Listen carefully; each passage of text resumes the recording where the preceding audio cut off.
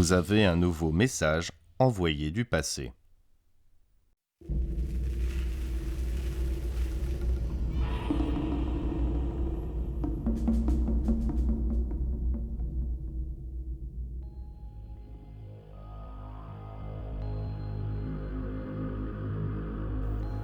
Voici un cheval qui n'est pas comme les autres. En effet, ce n'est pas la terre qu'il foule, mais les nuages. On peut même dire qu'il appartient au règne des oiseaux.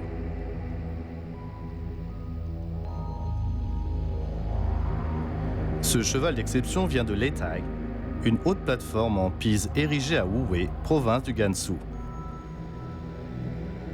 En 1969, une tombe datant des Han de l'Est est découverte sous la plateforme. Son propriétaire n'est autre qu'un officier supérieur.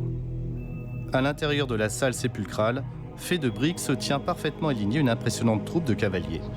Pour l'élite de l'époque, posséder une telle escorte est un honneur très recherché, même après la mort. Toute cette troupe qui est faite de bronze comprend 17 guerriers, 28 écuyers, 14 chars, un bœuf et 39 chevaux. C'est au sein de cette troupe que l'on découvre un cheval bien peu ordinaire, un cheval aussi rapide que l'éclair.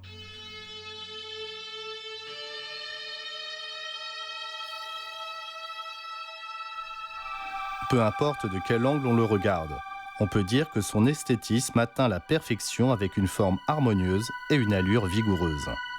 Sa tête légèrement penchée, on dirait qu'il déploie toutes ses forces tout en paraissant flâner en toute légèreté.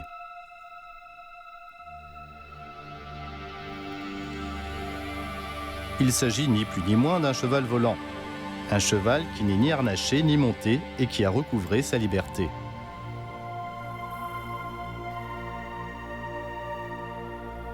L'empereur Aoudi fera d'ailleurs l'éloge du cheval céleste qui foule les nuages, émissaire entre le monde des mortels et celui des immortels et compagnon de jeu du dragon.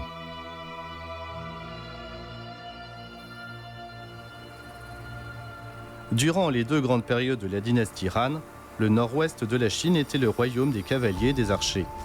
Les préfectures telles que celles de Wuwei ou de Zhangye ne manquaient pas d'oasis où l'eau et la végétation étaient abondantes.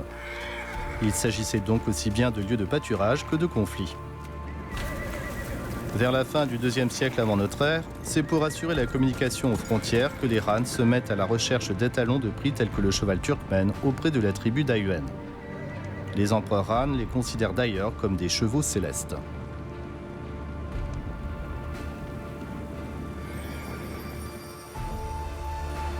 Une fois que ces chevaux franchissent la Grande Muraille, ils sont alors montés par des soldats Han pour des expéditions en territoire ennemi. Pour atteindre des lieux escarpés, ouvrir des routes, on se repose alors moins sur la force humaine que sur ces chevaux dits célestes, des chevaux tout à fait semblables à celui-ci.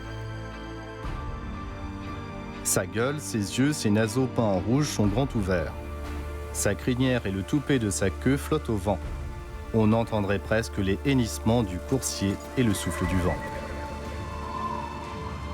La seule patte qui maintient le cheval en équilibre prend légèrement appui sur le dos d'un oiseau planant dans les airs.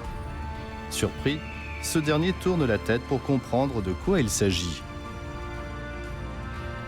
Cette véritable mise en scène onirique est un pur chef-d'œuvre. Le cheval est lancé à pleine vitesse, comme si on le voyait figé dans son élan, comme si le temps n'avait pas d'emprise sur lui et qu'on allait rapidement le perdre de vue.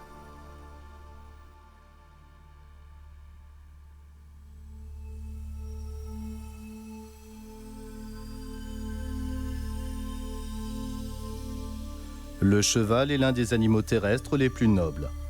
Un animal qui pourrait passer pour le plus léger des émissaires. Levant fièrement la tête, il parcourt le ciel, exactement comme le fait l'imagination humaine. Et même s'il n'a pas d'aile, il est aussi rapide que l'éclair qui zèbre l'horizon.